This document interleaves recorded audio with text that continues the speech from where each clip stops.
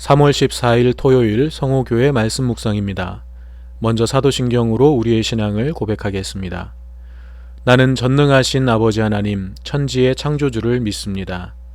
나는 그의 유일하신 아들 우리 주 예수 그리스도를 믿습니다. 그는 성령으로 잉태되어 동정녀 마리아에게서 나시고 본디오 빌라도에게 고난을 받아 십자가에 못 박혀 죽으시고 장사된 지 사흘 만에 죽은 자 가운데서 다시 살아나셨으며 하늘에 오르시어 전능하신 아버지 하나님 우편에 앉아 계시다가 거기로부터 살아있는 자와 죽은 자를 심판하러 오십니다. 나는 성령을 믿으며 거룩한 공교회와 성도의 교제와 죄를 용서받는 것과 몸의 부활과 영생을 믿습니다. 아멘. 오늘 우리에게 주시는 하나님의 말씀은 마가복음 6장 45절부터 56절까지의 말씀입니다. 제가 봉독해 드리겠습니다. 예수께서 즉시 제자들을 재촉하사 자기가 무리를 보내는 동안에 배 타고 앞서 건너편 벳세다로 가게 하시고 무리를 작별하신 후에 기도하러 산으로 가시니라.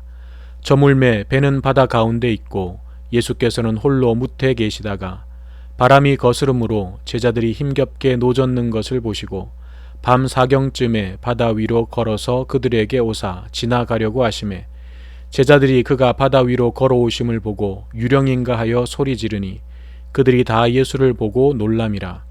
이에 예수께서 곧 그들에게 말씀하여 이르시되 안심하라 내니 두려워하지 말라 하시고 배에 올라 그들에게 가시니 바람이 그치는지라.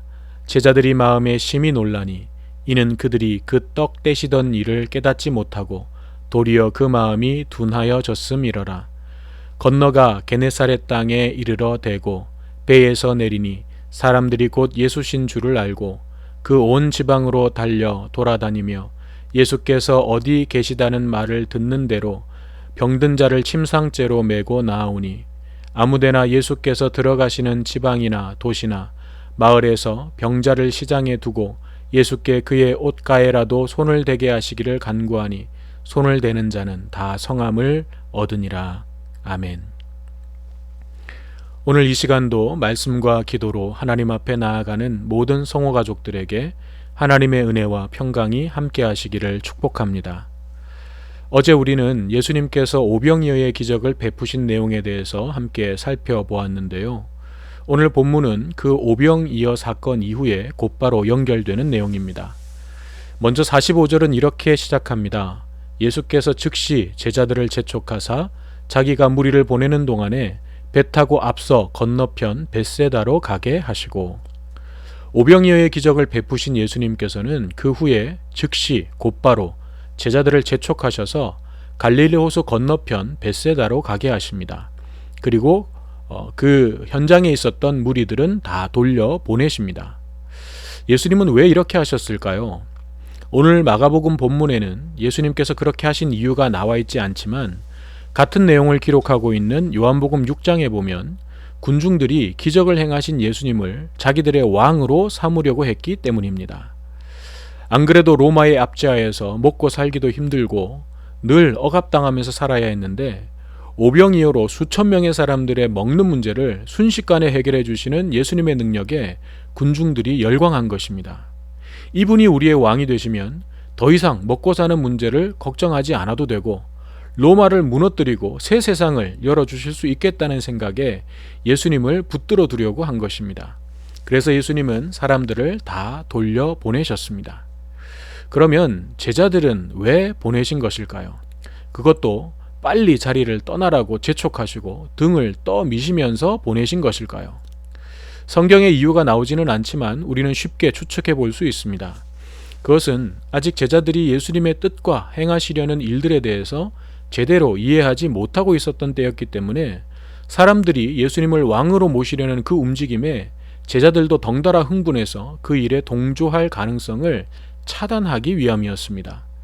수천 명의 사람들이 예수님을 왕으로 옹이하려고 열렬한 지지를 보내는 그 현장에서 제자들은 분명 목에 힘이 들어가고 우리도 큰 힘과 세력을 가질 수 있겠다는 생각에 사람들보다 더 들뜨고 흥분했을 가능성이 충분한 것입니다. 그래서 예수님께서는 제자들의 그런 마음을 아시고 재촉하여 그 현장에서 즉시 떠나게 하셨던 것입니다. 그렇게 군중들과 제자들을 보내시고 나서 예수님은 무엇을 하셨는가? 46절에 보니까 무리를 작별하신 후에 기도하러 산으로 가셨다고 했습니다. 홀로 남으신 예수님은 기도하기 위해 산으로 올라가셨습니다. 예수님은 사람들의 환호와 뭔가 일이 이루어질 것 같은 들뜬 분위기를 다 제쳐두시고 홀로 고요히 하나님 앞으로 나아가셨습니다. 이것은 예수님에게 있어서 가장 중요하고 가장 우선순위에 있는 일이 무엇이었는가를 보여줍니다.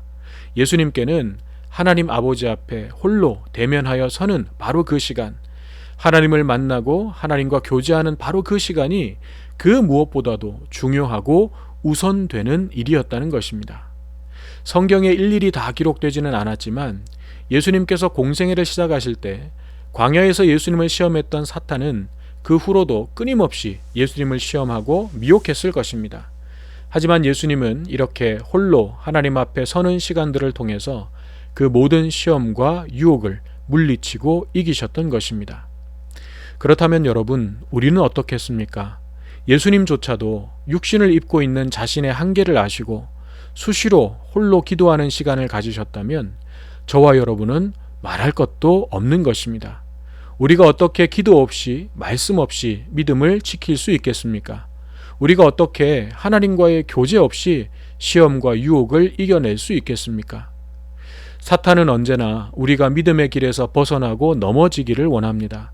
그래서 평안할 때는 교만과 방심으로, 힘들 때는 낙심과 두려움으로 우리를 시험합니다.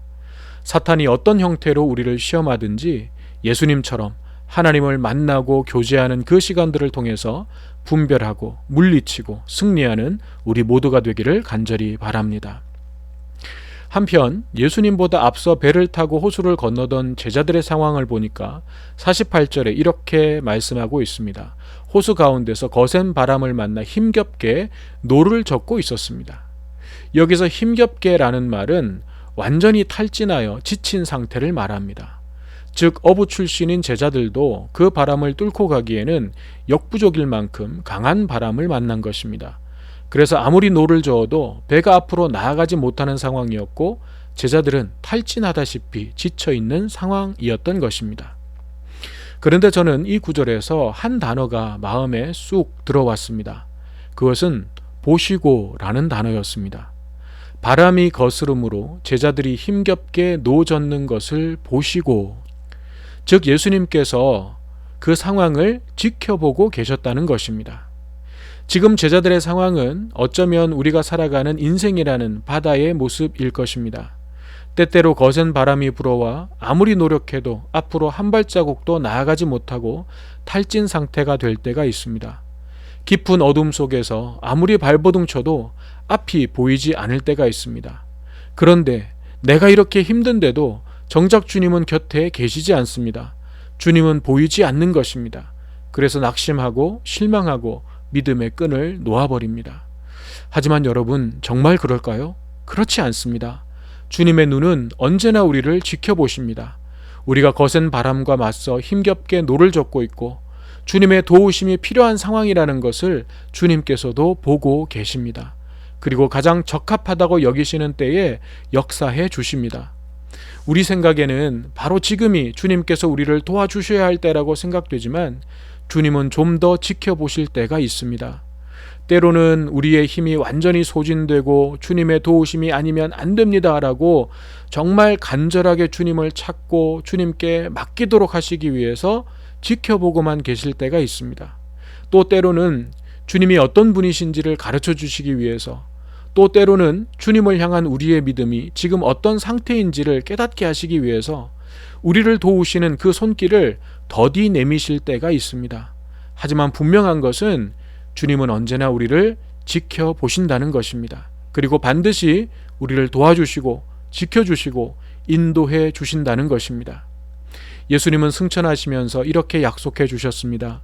내가 세상 끝날까지 항상 너희와 함께 있으리라. 이 약속의 말씀을 붙잡고 오늘 우리의 삶에 불어닥친 이 거센 바람을 이겨내는 우리 모두가 되기를 바랍니다. 그렇게 제자들의 상황을 지켜보시던 예수님께서 이제 물결 위를 걸어 배 가까이 다가가십니다. 그러자 그 모습을 본 제자들은 혼비백산하여 유령이다, 귀신이다 난리가 났습니다. 그런데 사실 생각해보면 제자들의 이런 반응은 잘 이해가 되지 않습니다.